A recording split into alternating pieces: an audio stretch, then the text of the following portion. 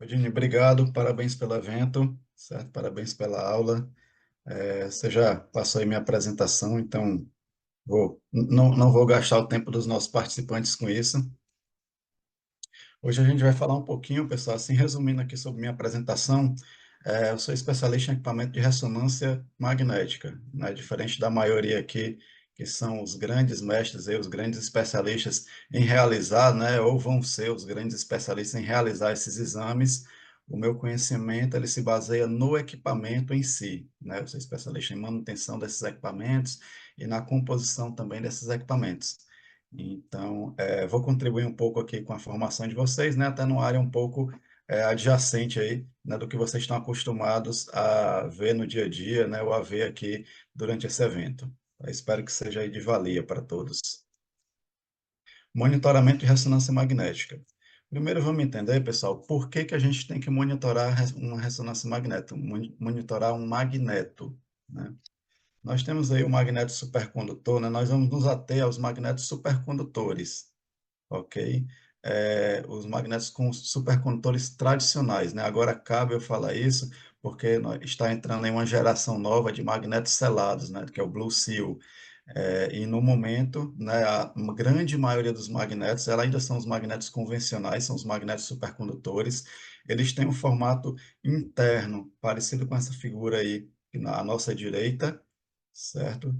Esse é um grande supercondutor. Nesse supercondutor é aplicada uma grande carga elétrica, uma carga elétrica muito alta mesmo, em torno de 600 amperes. Isso é uma carga elétrica muito grande. Para você ter uma ideia, numa casa normal, pode ser, na sua residência, pode ser que você consuma aí, simultaneamente, em torno de 50, 70 amperes. Então, a gente está falando que nesse supercondutor, só nessa pedaço aqui dessa foto aqui, nessa foto pequena que vocês estão vendo, eu vou ter aí 600 amperes. Então, é muito mais do que uma residência comum, o consumo de energia simultaneamente. E essa carga é aplicada nesse supercondutor uma vez durante a instalação da máquina e ela fica circulando nessa mesma bobina, né? Ela fica literalmente circulando nessa bobina, gerando um grande campo magnético. O que que é o grande lance aí? 600 amperes é uma quantidade muito alta, então eu teria aí um grande consumo de energia elétrica e também um grande superaquecimento se essa carga elétrica ficasse sempre se realimentando, né? Seria realmente inviável. No passado, isso já foi feito. Era o que nós chamávamos de magnetos resistivos. Mas aí, depois de um tempo, estudou-se e viu que se eu pegasse uma determinada liga metálica, e mergulhasse ela no líquido criogênico, o que que é criogênico? São temperaturas baixíssimas, temperaturas abaixo de menos 180 graus Celsius.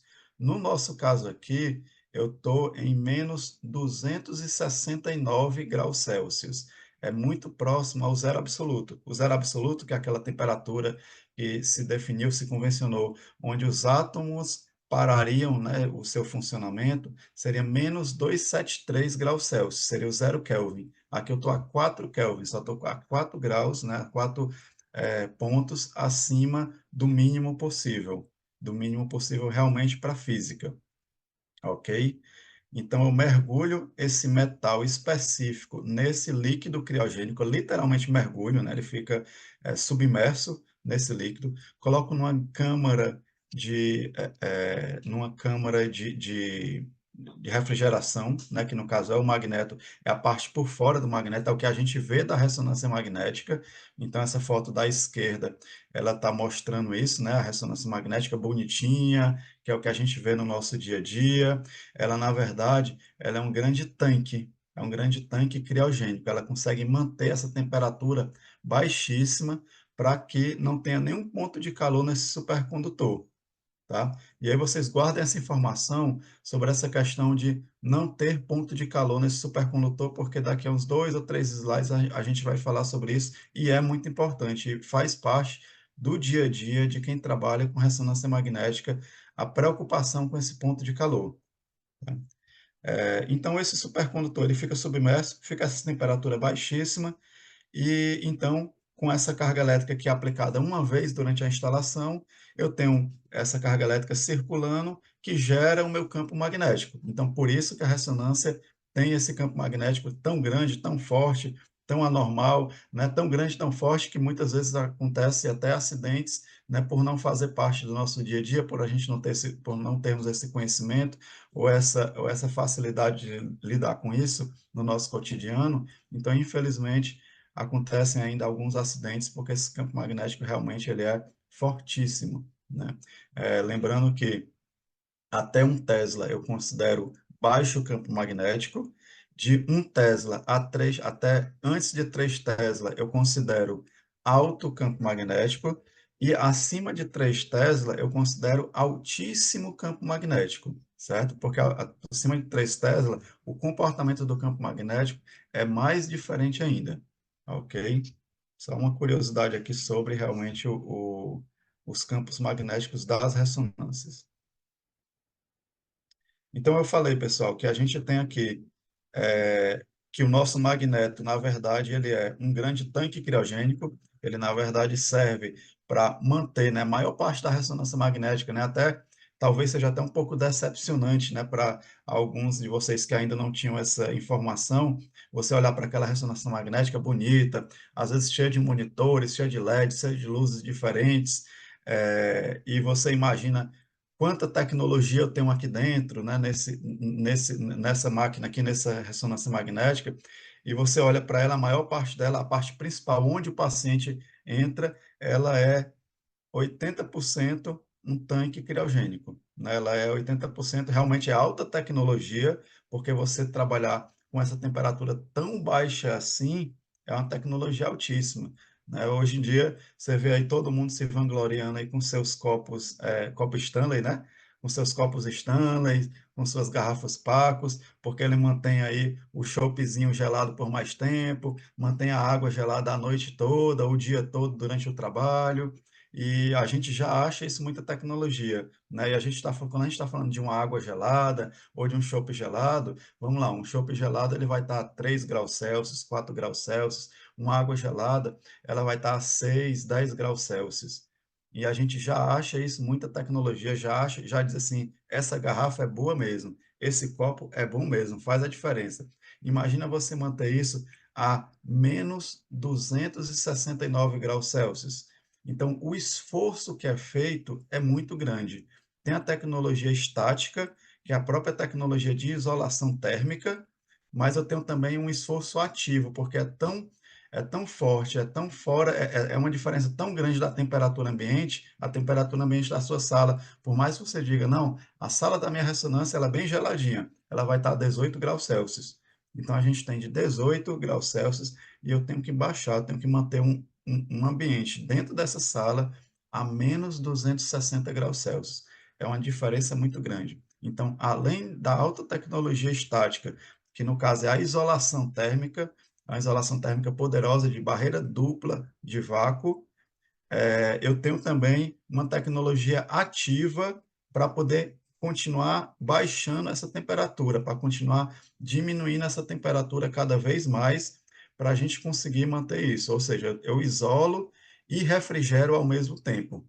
Tá? Eu tenho então aí, Neto, como é que eu refrigero isso?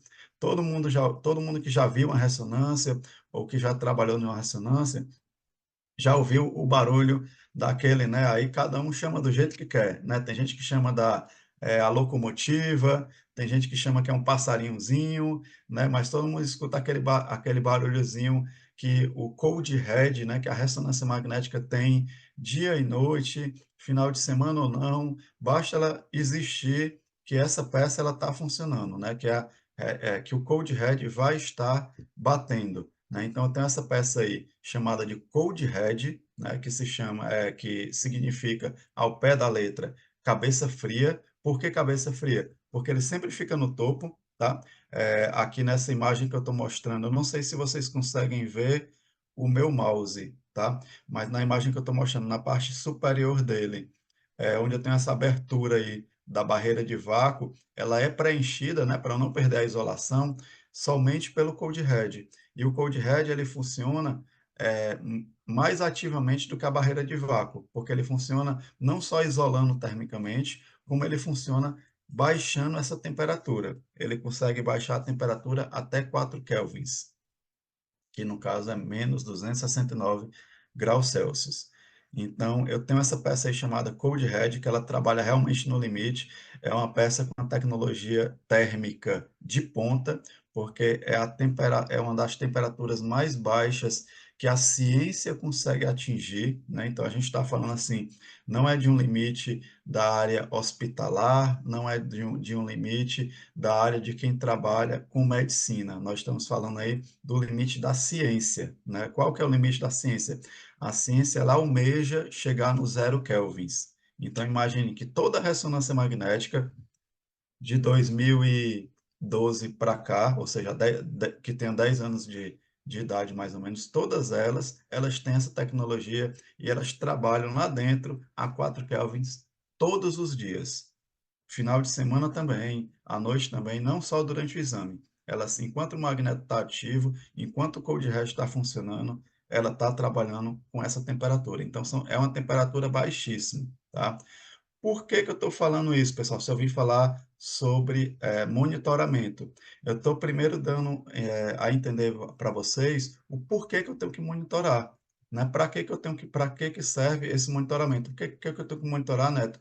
A minha ressonância magnética. Isso os fabricantes não já fazem, ou a minha manutenção não já faz, a própria MRTEC não já faz, né? Não, é o monitoramento, ele tem que funcionar, o ideal é que ele funcione 24 horas por dia, 7 dias por semana. Por que isso? Porque nós estamos falando de algo que está trabalhando no limite, não é de um equipamento, está trabalhando no limite da ciência. Então, a gente usa na ressonância magnética realmente o máximo que a tecnologia nos permite utilizar. Tá certo? É diferente quando eu tenho, Neto, eu tenho um magneto aqui de 3 Tesla, que é de altíssimo campo, mas eu sei que existe um magneto de 7 Tesla, eu sei que existe um magneto de 11 Tesla, então eu não estou no limite da ciência, eu estou no limite do que é viável para diagnóstico, né? E quando eu estou falando dessa temperatura, aí realmente não. Eu estou falando que eu estou no limite da ciência. Quando eu estou no limite, então eu tenho realmente que tratar isso e cuidar disso como algo importantíssimo, como algo que eu não posso sair desse limite. Neto, mas qual o prejuízo se por um acaso essa temperatura aumentar? O que que vai acontecer comigo? O que que vai acontecer com a minha máquina, né? Se essa temperatura mudar? Primeiro ponto, eu posso ter aí um evento de perder hélio, que o hélio é um insumo caríssimo. A gente está falando que uma ressonância magnética convencional, ela tem em torno de 1.000 litros de hélio. E vocês imaginem aí que o litro de hélio está custando em média, né? Flutua bastante o preço, mas ele custa em média US$ 100, certo? Então, US$ 100 por litro. Se você multiplicar aí o dólar, que hoje está a 5,40, 5,35, né? E por 1.000 ainda, você vai ver que é um valor realmente altíssimo que a gente tem dentro de uma ressonância magnética. E se por um acaso eu perder esse líquido, esse insumo, né, que é o hélio líquido, eu vou ter não só um tempo de máquina parada, como também eu vou ter um prejuízo financeiro direto bem alto, por conta só da básica reposição desse insumo, que é o hélio líquido. Então, isso aí por si só já mostra uma importância em eu ter a atenção para monitorar esse magneto, certo?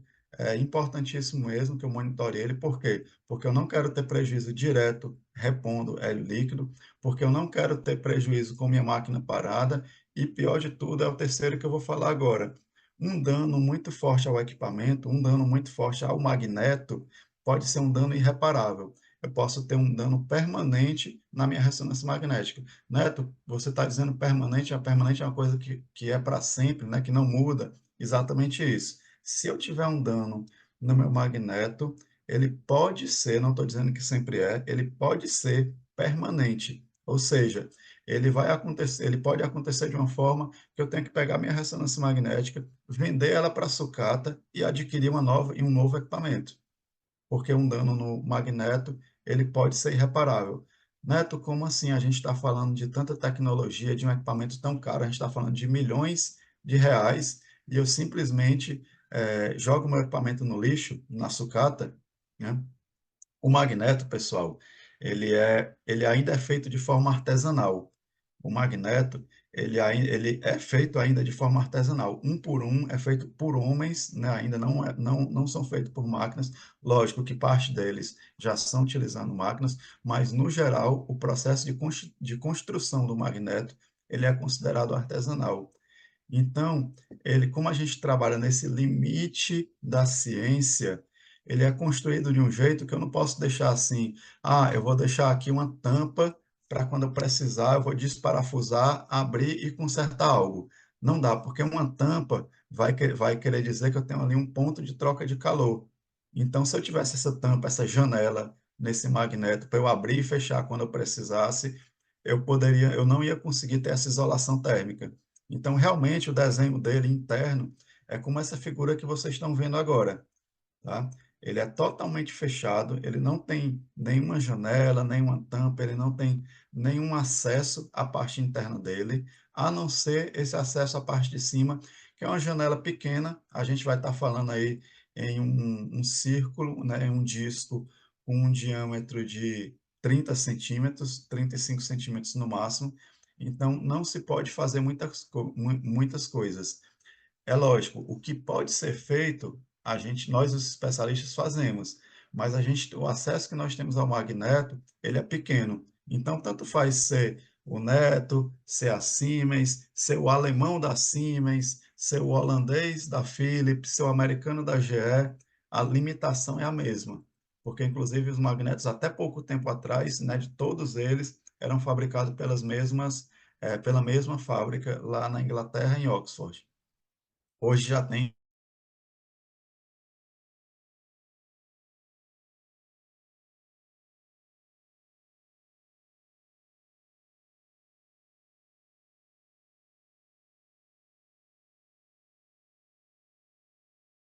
com ele. Neto, com o que que eu tenho que me preocupar? Tu tá fazendo um medo danado aqui e agora eu quero anotar, quero saber o que que eu tenho que me preocupar com minha ressonância magnética.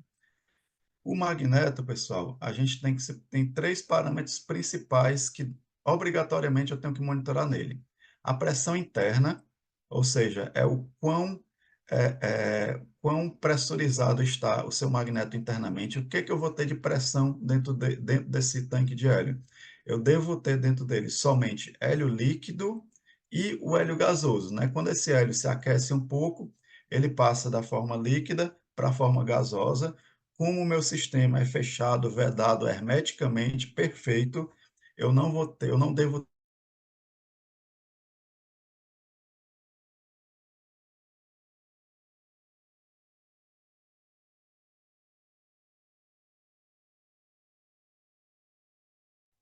ter que ele vira, ele vai virar gelo, né? Porque o oxigênio, o nitrogênio, o hidrogênio, quando atinge essa temperatura de menos 260 graus Celsius, a gente vai ter aí realmente uma transformação dele, né, do gasoso para o, para o gelo, ok? Então, eu crio gelo, né? Alguém, talvez os mais experientes, quem já tenha trabalhado aí com ressonância magnética, já tenha ouvido falar assim, deu gelo no magneto. Não consegui repor o hélio desse equipamento porque está com gelo, tem que tirar o gelo do magneto. E aí, realmente, nós somos chamados e nós fazemos essa reposição nessa limpeza, certo? Só acho que minha internet está travando um pouco, né? Deixa eu só confirmar aqui minha conexão. Realmente eu estou na minha conexão. Que vocês estão conseguindo me ouvir, Rodine? Pode só me confirmar se... O Neto caiu umas duas vezes, mas voltou. A gente perdeu um pouquinho assim da informação, mas tranquilo, viu? Ok, Pode tá estar bom. Vou continuando. continuar. Se por acaso tiver algum problema, você me avisa novamente e eu Ok, troco aqui a pode deixar. internet para ver se melhora. Tá. Agora tá ok, não é? Sim, está ok. Tá ok. Pronto, pessoal, desculpa. Então, quando eu coloco gás, quando eu coloco qualquer ar dentro do meu magneto, ele se congela e vira gelo, e eu não posso ter nada além de hélio dentro do magneto, tá? Então, monitoro essa pressão interna, é importantíssimo, porque ela vai me dizer da estabilidade desse magneto. Se eu tiver com a pressão muito alta, quer dizer que eu vou estar com risco aí de um quench, né? A gente vai já já falar sobre quench, tá? Mas se eu tiver com essa pressão muito alta, eu vou estar com risco de quench. Se eu estiver com essa pressão muito baixa, também não é bom, porque eu vou estar possibilitando alguma eletrostática dentro do meu magneto, no meu supercondutor, como também eu posso estar criando a possibilidade de o meu magneto puxar ar para dentro da máquina. Então, normalmente, os magnetos, eles têm um range de pressão ideal, né? Ele tem quanto que eles podem oscilar de pressão ali dentro do magneto. É a pressão interna do magneto, ok? As temperaturas também têm que ser monitoradas. É importantíssimo que eu monitore as temperaturas, porque a gente está falando exatamente que eu tenho que estar na temperatura baixíssima. Então, que temperaturas que eu monitoro? Eu monitoro a temperatura do meu code red, eu monitoro a temperatura das minhas barreiras de vácuo, ok? Por que que não monitoro, Neto, a temperatura do hélio líquido? Porque a temperatura do hélio líquido, se ele está líquido, ele está em 4 Kelvin. Se a gente subir para 5 Kelvin, ele já não é mais líquido, ele é gasoso. Então, não tem a necessidade dessa medição da temperatura interna do tanque. E também, assim, não compensa eu colocar um medidor, um sensor de temperatura criogênica tão que vá a uma temperatura tão baixa assim dentro do magneto, que esse sensor não ia durar a vida toda de um magneto, porque esses sensores eles têm uma vida útil aí que eles não durariam os 10 anos, 20 anos que a gente espera que um magneto dure, ok? Então, o que que eu monitoro? Temperatura do cold head e temperatura das barreiras de vácuo, tá? E também importantíssimo, que é o que todo dono de clínica, né, o que todo mundo aí é cobrado, quem cuida de ressonância magnética é cobrado por isso, ó, me avise se o nível de hélio mudar, né? Me avise quanto de hélio que tem. Perdi hélio, você anotou quanto que eu estou com nível de hélio, né? Sempre todo mundo, quem trabalha com ressonância magnética, é cobrado por isso. É realmente um parâmetro importantíssimo que eu monitore, porque eu tenho que saber se eu estou tendo alguma oscilação no meu nível de hélio ou não, certo? Então, assim, esses 3 pontos, Neto, eu posso monitorar mais? Na verdade, nós até temos um sistema que monitora muito mais do que isso. Nós monitoramos mais de 18 pontos da ressonância magnética. Eu estou falando aqui no mínimo, né? Para quem for procurar um monitoramento, ou para quem for querer monitorar diretamente a ressonância magnética, saber assim, o que é que eu tenho que anotar, o que é que eu tenho que monitorar. Se eu for criar uma planilha de monitoramento de ressonância magnética, o que é que não pode faltar nessa planilha? Então, esses 3 pontos, eles são os principais. Neto, Sim? 5 minutos para as considerações, tá? Ok, já estou Valeu. encerrando. Então, pessoal, importantíssimo aí, o hélio líquido, ele quando se transforma do líquido para o gasoso, 1 litro de hélio líquido, ele se transforma em 750 litros de hélio gasoso, ou seja, uma expansão altíssima, uma expansão muito rápida mesmo, né, de 1 para 750, é uma quantidade tão grande que não caberia o hélio gasoso todo de uma ressonância magnética dentro da sala dela. Por isso que nós temos o sistema aí de fuga, né, o tube quench, a tubulação própria, para expulsar esse gás quando a gente tem aí esse fenômeno do quench. Que o fenômeno do quench, a gente vai ver que é exatamente quando eu transformo o meu hélio líquido em gasoso de uma forma abrupta. Uma coisa é vazamento, tá? Eu posso ter vazamento de hélio. Aí isso é um ponto. Qual a diferença do vazamento? O vazamento ele é controlado. Eu estou perdendo hélio, Neto, eu perco 1% por dia. É muito, sim, mas ele é controlado. O quench, ele perde em 1 minuto. 30% de hélio. Então, o quench realmente ele é abrupto, é rápido, né? E ele pode ter duas causas. Ele pode ter a causa que é o erdu, que é quando alguém pressiona esse botão de quench, e eu posso ter o quench persistente, né? Que é como ele é chamado, que é o quench natural. Por alguma instabilidade no equipamento, ele quenchou a máquina, ele expulsou todo esse hélio de dentro da minha máquina, tá? Então, o resultado do quench, eu tenho um fim do campo magnético, evaporação do hélio líquido, e possível dano ao magneto. Pode ser que eu tenha um dano ao magneto e, como eu falei, um dano permanente ao magneto. Então, isso reforça muito que eu tenho que monitorar. O que é que eu tenho que monitorar o que é que eu tenho que monitorar no meu, como que eu tenho que monitorar? Quais as características de um monitoramento? Importante que ele seja em tempo real, porque um quench ele acontece muito rápido, então ele dá avisos antes, então é importante que eu esteja monitorando 24 horas por dia, 7 dias por semana, tá? Comunicação tem que ser imediata, não posso ter sistema de comunicação de um dia para o outro, ou com atraso de horas, porque realmente algumas ações podem ser tomadas imediatamente e podem evitar grandes danos. Ele tem que ser confiável, né? Então não posso ter leituras erradas. O tratamento de dados para uso preditivo, então eu ter os dados aí com meu histórico, eu tenho que ter meus dados aí bem tratados e bem preparados para eu entender o que é que eu posso fazer na minha máquina para evitar que ela venha a ter um problema, né? Um sistema de autorização seguro, porque afinal de contas são os dados da sua máquina, então assim, quem vai acessar aquilo é só quem realmente for autorizado pelo proprietário do equipamento e o histórico tem que estar acessível, né? Eu não posso perder esse histórico da minha máquina para se eu tiver algum evento ou para numa análise de um defeito mais crítico, mais complicado, eu consiga ver esse histórico. Isso aqui é um sistema que está no mercado, né? MR Monitor, um exemplo de um sistema para a gente entender como que ele funciona, né? Ele tem dashboards, né, com nível de hélio, pressão do magneto, temperatura do shield, temperatura do cold head. Então, todos esses dados e muitos outros, eles são monitorados, né, em tempo real, tanto deixa eu mostrar aqui, tanto no dashboard como também no WhatsApp, né? Então, muito importante também esse sistema de monitoramento, que ele tem essa comunicação fácil com a gente, seja ela por telefone, por WhatsApp, por mensagem, por e-mail, mas de uma forma que ela realmente me atinja e que realmente a equipe de manutenção do hospital, né, ou a equipe de operação, a equipe quem fica responsável pelo equipamento, consiga reagir rapidamente, ok? Pessoal, quis passar aqui bem rápido para vocês o que é um sistema de monitoramento, por que monitorar, como monitorar, né, os cuidados que a gente tem que ter, principalmente como operadores do equipamento, os operadores eles acabam sendo responsáveis também aí pelo equipamento, né, então eles acabam sendo responsáveis pela limpeza, pela boa manutenção do equipamento, né, até por cobrar uma boa manutenção do equipamento, né, importantíssimo que nós sejamos bons profissionais, né, na execução, nós façamos nossas tarefas de uma forma realmente completa.